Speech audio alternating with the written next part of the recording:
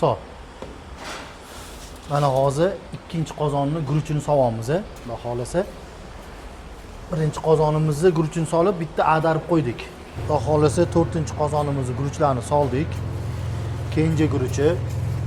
Bu guruch lazerga qaraganda ozgina suvni yog'ni yaxshi ko'radi. Suvni sal ko'proq beramiz lazerga qaraganda. Keyinjani ham guruchini soldim hozir. U xudo xolasa 11 ga aytganingizda qazi keldimi? qazi keldi. O'shani aytgan spes Qozog'istondan kelgan qazi keldi. Zo'r ekan. Bismillahirrohmanirrohim. Tuzi pastroq. Biz ikkita joyda oshga tuz beramiz. Birinchisi nohot pishgandan keyin sabziga tuz beramiz. Keyingi tuz berishimiz guruch, ya'ni oshni damlayotganda guruchga tuz beramiz. Keyin damlaymiz.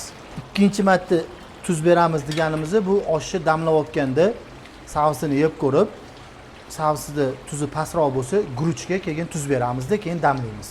Birinchi qozonimizni damlayapmiz, xudo xolasa. Hali aytganimdek, tuzni mana o'rtasidan savsini olib yeb ko'ramiz. Tuzi pastroq. Ikkinchida anaqa sepamiz deganimiz mana shu jarayon bo'ladi. Tuzi pastroq ekan, endi guruchga tuz sepamiz. Bismillahirrohmanirrohim. Endi uni yaxshilab aralashtirib damlaymiz.